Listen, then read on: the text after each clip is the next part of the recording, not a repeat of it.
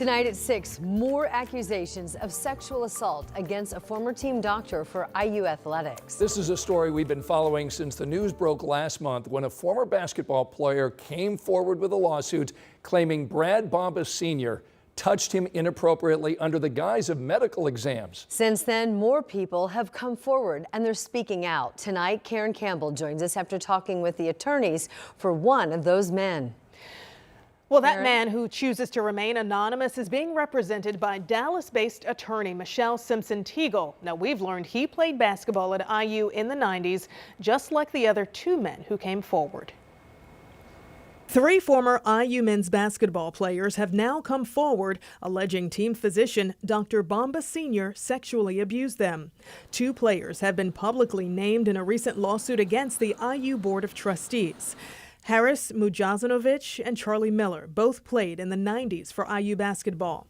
In that lawsuit filed by attorney Kathleen Delaney, IU failed to take effective preventive measures and allowed repeated harm to students.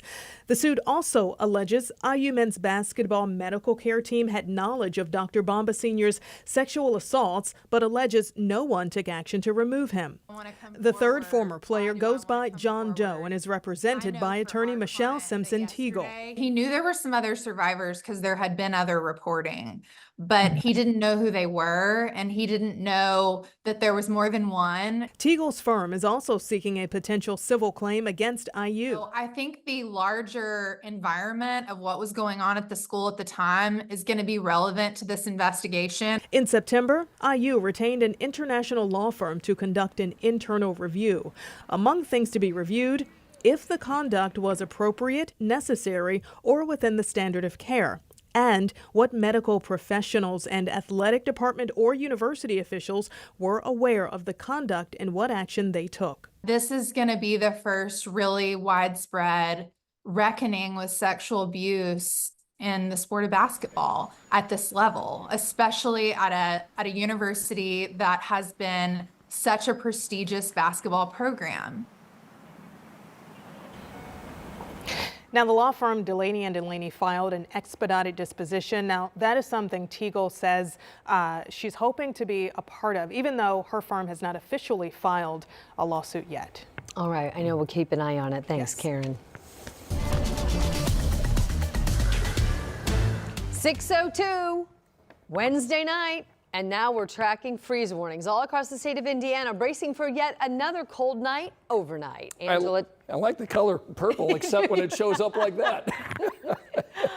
Yes, it's different. And from National Weather Service upgraded this earlier this afternoon. That's the reason we went from a weather impact that we were talking about last night to that weather impact alert, because now all of central Indiana under that color purple, which means a freeze warning for us in central Indiana. The when, late tonight, early tomorrow morning. The impact, lows near or below freezing. What you need to do, get ready for the cold. I'm going to have some tips for you coming up in a few minutes. Probably one of the most important tips, and you still have time to do it tonight, is disconnect those outdoor hoses. It's going to be cold. Temperatures in the low 30s, expecting a low of 31 in Terre Haute and Richmond. Columbus as well.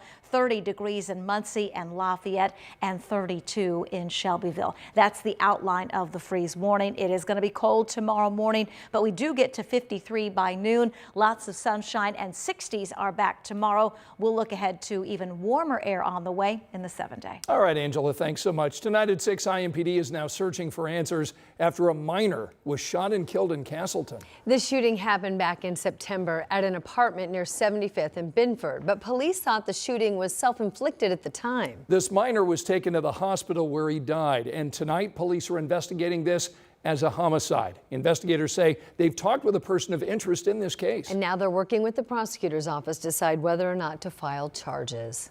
Today, a 17-year-old pleaded not guilty to an attempted murder charge after allegedly shooting someone in the chest last month.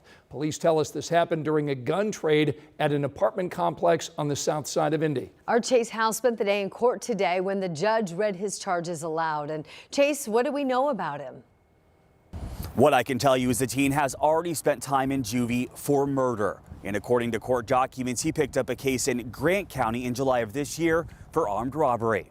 Today, Judge James Osborne read 17-year-old Dalton Spaulding the charges he faces after he allegedly shot someone in the chest when allegedly robbing them of their gun during a trade. Now, as I mentioned, this isn't the only case he's facing. A few months ago in Grant County, Spaulding is accused of robbing a woman at gunpoint and stealing her car. And according to court documents, he was released to his mom's custody 2 weeks after getting arrested. In that case, he faces armed robbery, intimidation, pointing a firearm at another, and auto theft. So the question remains, why was he released from custody a few years after murdering somebody? And why wasn't he kept in custody after allegedly robbing someone? Those are questions I hope to have answers for at 11. Reporting here in Indianapolis, Chase Howell, 13 News. IMPD just arrested 3 teenagers after a carjacking on the near north side of Indianapolis today. A man told police he was at a gas station near 32nd and Central when 5 suspects walked up to him, then stole his license, phone, cash, and car at gunpoint. Police found the stolen vehicle less than an hour later and took 3 of the 5 suspects into custody. Tonight, they're still searching for the other 2.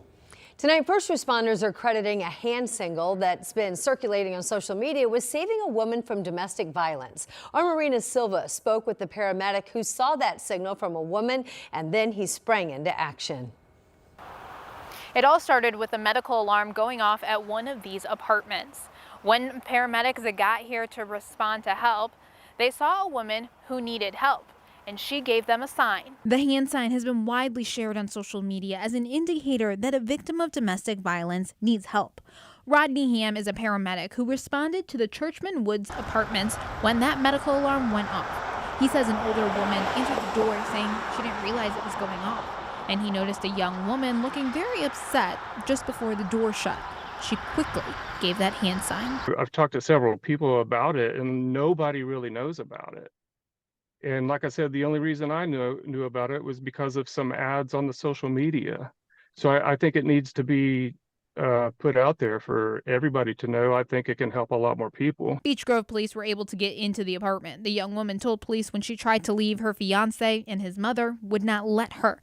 And then at some point, she said her fiance's mother physically restrained her and her fiance assaulted her. And police were able to see scratches and bruises on the young woman. If you or someone you know is in a domestic violence situation, you're not alone and there is help. You can contact the domestic violence hotline number. Reporting in Beech Grove, Marina Silva, 13 News. Tonight, Indiana State Police are working to identify human remains found in West Lafayette. The Tippecanoe County coroner tells us a man was fishing at Wabash Bottoms Park when he discovered a bone. And then a forensic anthropologist confirmed it was, in fact, a human bone. Now the coroner is working with state police conducting DNA testing to figure out who that bone belonged to. Still to come tonight, it is the most divisive issue during this election season, abortion restrictions.